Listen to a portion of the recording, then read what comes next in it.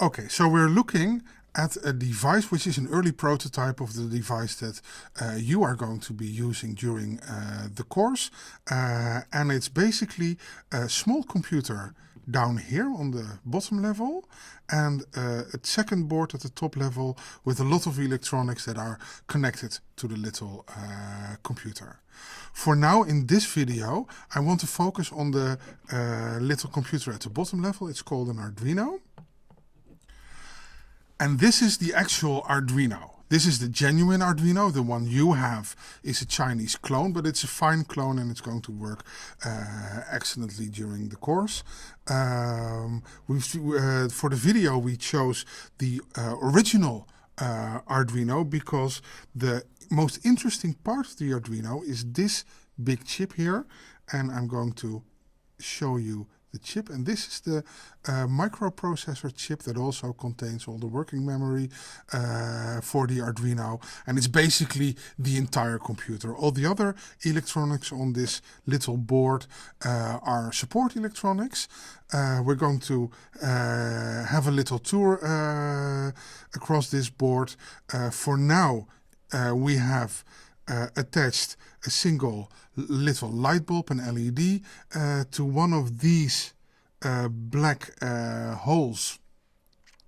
And in another row of black holes at the bottom here in the picture, you see these cables, and these cables attach to this pot meter. And it's basically just a knob that I can turn like this.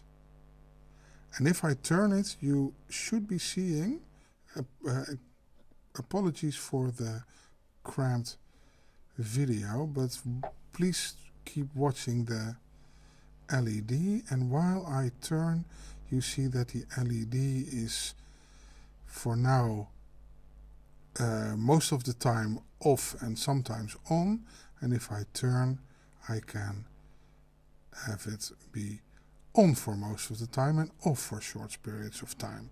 So the LED responds to some kind of information coming from this pot meter that goes into the Arduino chip.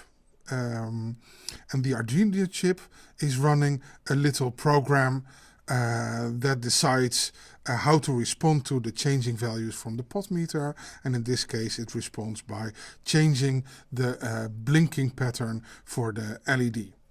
So that's how things work in Arduinos. So basically everything is attached to this processor chip. So what is attached to the processor chip? Well, most importantly for now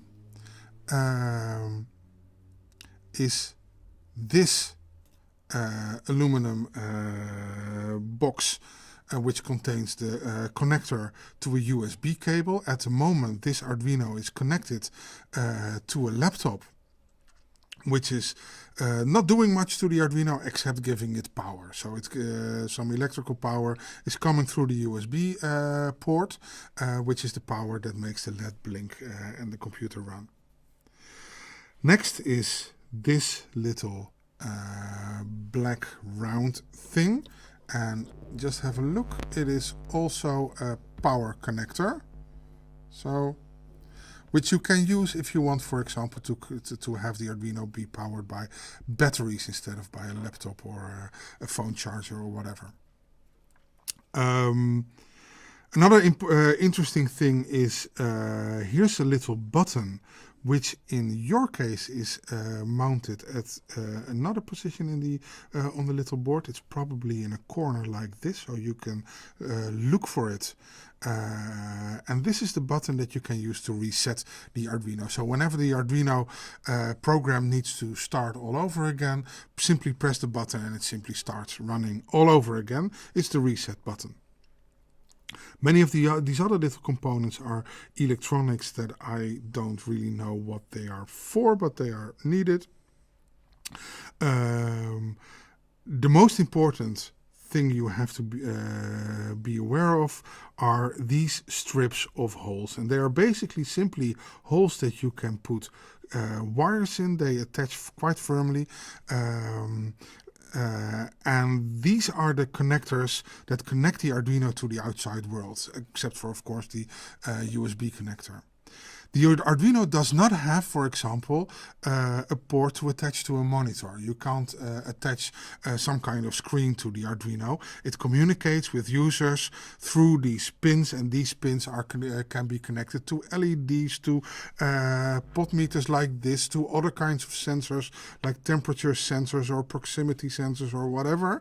And except for lights, they can also control, for example, motors or other cool stuff. So that's what the Arduino does. And each of these little holes is connected by a simple wire in this board to one of the pins on the big chip. These are the pins. And so that's what we call them. We call each of these little holes, we call them a pin, even though they are holes. And I want to point out that this side of the board contains pins which are marked digital. And these pins are basically pins that can either sense 5 volt or 0 volt or output 5 volt or 0 volt. There's no in between for these kinds of ports, except for a little trick that we'll discuss later on. Down below there's another row of ports. This little block to the left is about supplying power to all kinds of attachments. That's not what we're interested in for now. We're interested in these 6 ports. They are called the analog input ports, and this is how the big chip can sense all kinds of degrees of electric current. So it can sense 0 or 1.0 or 1.5 or 3 volts or 5 volts, something in between, anything in between basically. And it converts that to a number, and in a short while we'll show you how to use those numbers to decide what to do with, for example, an LED. So to summarize, this chip contains the computer with a processor and with memory and with pins that connect the computer to the outside world. These pins are wired to these holes in these 2 black strips, and these are some of those holes are digital for 0 or 5 volt and nothing in between, and a few are for inputting analog values.